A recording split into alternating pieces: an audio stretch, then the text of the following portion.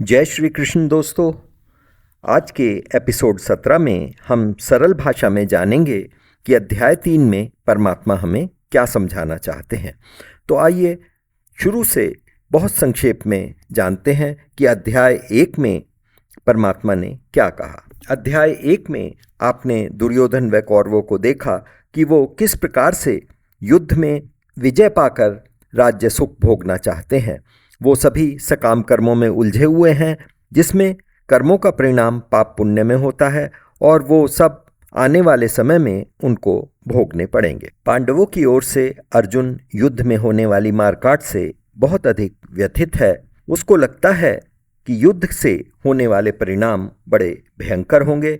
उसके मन में बहुत से प्रश्न हैं जिनका उत्तर परमात्मा श्री कृष्ण दे रहे हैं।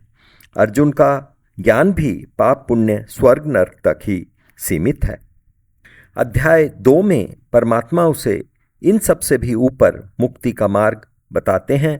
कहते हैं कि मुक्ति के 2 मार्ग हैं, निराकार व कर्मयोग का मार्ग। अर्जुन भी निराकार मार्ग पर चलकर साधना करना चाहता है और इसी मार्ग पर चलना चाहता है, जबकि परमात्मा इसको सर्वोत्तम मार्ग भी बताते हैं, परंतु उसको कर्मयोग पर चलने का सुझाव देते हैं। अध्याय 3 में अर्जुन का दिमाग चकराने लगता है। उसको कुछ भी समझ में नहीं आता कि वो एक सर्वोत्तम मार्ग को छोड़कर, सबसे छोटे मार्ग को छोड़कर कर्मयोग के लंबे मार्ग पर खून खराबा मारकाट क्यों करे। यहाँ पर श्री कृष्ण अर्जुन को समझाते हुए कहते हैं कि अर्जुन, मुक्ति के लिए तू किसी भी रास्ते पर चल, कर्म तो दोनों मार्ग में तुझे करना ही पड़ेगा, क्योंकि कर्म बंधन को काटने के लिए कर्म की हमें आवश्यकता होती है। अर्थात कर्म बंधन को कर्म से ही काटा जा सकता है। और निराकार साधना, ज्ञान साधना का अर्थ निठल्ला बैठना बिल्कुल नहीं है। तू ये मत समझ कि तू कर्म नहीं करेगा, ना कोई पाप होगा और तुझे मुक्ति मिल जाएगी कि हो गया ज्ञान योग। और यह भी मत सोच कि यह मार्ग बहुत सरल है। तुझे किसी की भी सफलता देखकर तू इस मार्ग पर सफल हो जाएगा, यह भी जरूरी नहीं है। मुक्ति के मार्ग का चुनाव हमें अपनी प्रकृति के अनुसार करना चाहिए। प्रकृति 3 तरह की होती है, रजस, तमस और सत्व। फिर हमें अपने आचार, आहार, विहार को देखकर मार्ग चुनना चाहिए। अपनी प्रकृति से अलग राह चुनने पर हमें सफलता नहीं मिलती। उसके परिणाम बड़े भयानक होते हैं, क्योंकि मुक्ति के मार्ग में हमें सारे भोग संभोग सब छोड़ने होते हैं और अंत में यदि हम उनके चक्कर में एक बार भी आ जाते हैं तो हमारे पूरे जीवन की साधना व्यर्थ हो जाती है।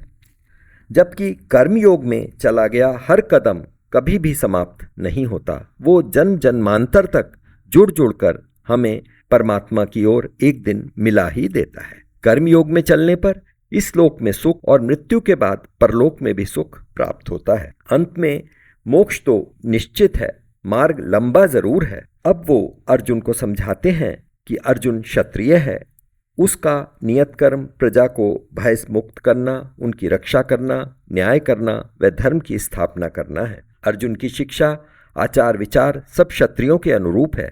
उसका जीवन राजसिक वैभव से पूर्ण रहा है, तो अचानक वो सब कुछ छोड़ देना उसके लिए बहुत कठिन कार्य है। इसलिए परमात्मा उसको कर्मयोग पर चलने को कहते हैं। यहाँ पर अर्जुन परमात्मा से एक और प्रश्न करता है कि मनुष्य को ना चाहते हुए भी मजबूरीवश पाप कर्म क्यों करने पड़ते हैं, और कई बार तो ऐसा लगता है कि जैसे हमसे जबरदस्ती पाप करवाए जा रहे हैं। तो प्रभु ऐसा क्यों होता है? इस प्रश्न के उत्तर में परमात्मा कहते हैं कि रजोगुण में आता है भोग, विलास, सुख, ऐश्वर्य। कि रजोगुण से काम उत्पन्न होता है। ये काम और कामनाएं संभोग दोनों हैं। ये बढ़ता जाता है। जितनी ही हमारी कामनाएं पूर्ण होती हैं, ये नई उत्पन्न हो जाती हैं। अर्थात हमें और अधिक पाने की इच्छा या लालसा हमारे अंदर उत्पन्न होती है, जिसे हम लोभ कहते हैं। ये अनंत है और इसमें असंतुष्टि होती है। हमारा मन कभी भी नहीं भरता। दूसरी स्थिति में यदि हमारी कामना पूर्ण नहीं होती तो हमें क्रोध आता है, यानी कि हमारे अंदर का क्रोध बढ़ता है और क्रोध में हम अलग अलग भिन्न पाप कर बैठते हैं। यही क्रोध हमें रोग भी देता है। इस प्रकार ये लोभ और काम हमें जन्म मृत्यु के चक्र में फंसा देते हैं। आगे कहते हैं कि काम इंद्रियों, मन व बुद्धि में रहता है तथा ये कामनाएं हमारी आत्मा को कैद करके एक आवरण सा बना लेती हैं, जैसे कि दर्पण पर धूल जम जाती है और वो दर्पण के गुणों को समाप्त कर देती है। अपनी कामनाओं की पूर्ति के लिए हमें बार बार विभिन्न योनियों में जन्म लेना पड़ता है और जीव भागता ही रहता है। आगे समझाने के लिए कहते हैं कि जड़ पदार्थ, ये जो जड़ पदार्थ हैं, पंच तत्व हैं, धन आदि, इन सबसे उत्तम इंद्रियां हैं। ये इंद्रियां इन जड़ तत्वों को महसूस करती हैं तथा हमारे जीवन को आसान बनाती हैं, हमसे कर्म करवाती हैं। अतः धन से इनकी रक्षा हमें करनी चाहिए।